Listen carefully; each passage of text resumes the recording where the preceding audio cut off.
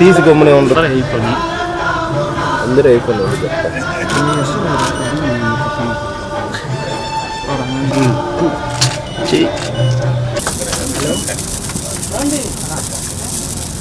Sir ఒకసారి sir sir sir ఒకసారి అమ్మా మేడం మేడం మేడం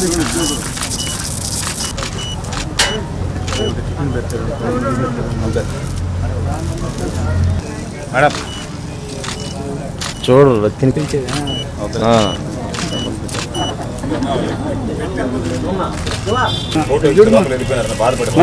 మేడం సరేనండి ఇప్పుడు ఇస్తున్నావు ఓకే ఇప్పుడు ఇప్పిస్తాను బొమ్మ ఉంటాను ఆయన తీసుకొని అటు వెళ్ళిపో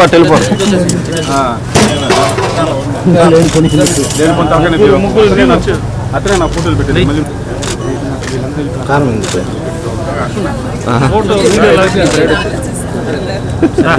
రాజశేఖర రెడ్డి గారి విగ్రహానికి పూలమాల వేసి నివాళులు అర్పించడం జరిగింది.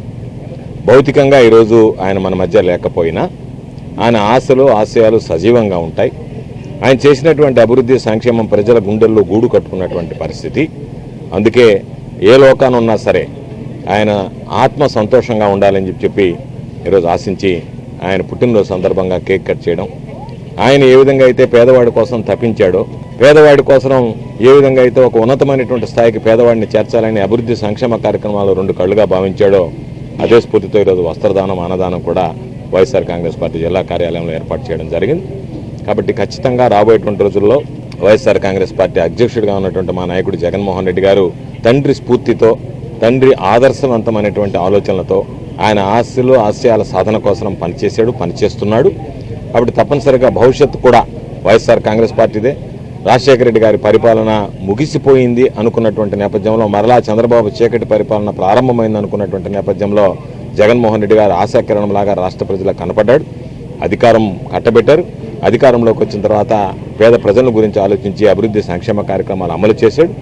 ఈరోజు మరలా చంద్రబాబు నాయుడు ఈరోజు ఏదో ఇచ్చినటువంటి హామీలు నమ్మి, అబద్ధపు హామీలు నమ్మి ప్రజలు ఒకవేళ చంద్రబాబు నాయుడుకి ఓటు వేసిన మరుక్షణం నుంచే ఎందుకు జగన్మోహన్ రెడ్డి గారిని మనం దూరం చేసుకున్నాం అనేటువంటి ఆవేదన ప్రజల్లో కనిపించింది. అటువంటి పరిస్థితుల్లో ఈరోజు రోడ్డు మీదకి వస్తేనే కేసు పెడతాము, ఎవరన్నా వైఎస్ఆర్ కాంగ్రెస్ పార్టీ కార్యకలాపాల్లో పాల్గొంటే కక్ష సాధింపులకు పాల్పడతామన్నా సరే లెక్క చేయకుండా నెల్లూరు జిల్లా వ్యాప్తిగా మహానేత రాజశేఖర రెడ్డి గారి విగ్రహాలు ఎన్నైతే ఉన్నాయో ప్రతి దగ్గర వైఎస్ రాజశేఖర రెడ్డి గారి సంబంధించినటువంటి ఆయన అభిమానులు, వైఎస్ఆర్ కాంగ్రెస్ పార్టీ నాయకులు, కార్యకర్తలు, ఆయన ద్వారా లబ్ధి పొందినటువంటి సమాజంలో ఉన్నటువంటి ప్రజలు అందరూ కూడా వెళ్ళి ఘనంగా నివాళులు అర్పించడం జరిగింది. ఒక వ్యక్తి మనల్ని వదిలి 17 సంవత్సరాలు అయినా సరే ఈరోజు కూడా ఆయన తలుచుకుని కంటనీరు పెడుతున్నారు అంటే ఈ సమాజం మీద, ప్రజల మీద ఆయన చూపినటువంటి చొరవ, ఆయన ముద్ర ఏ విధంగా ఉంటుందనేటువంటిది ప్రత్యేకంగా చెప్పాల్సినటువంటి అవసరం లేదు.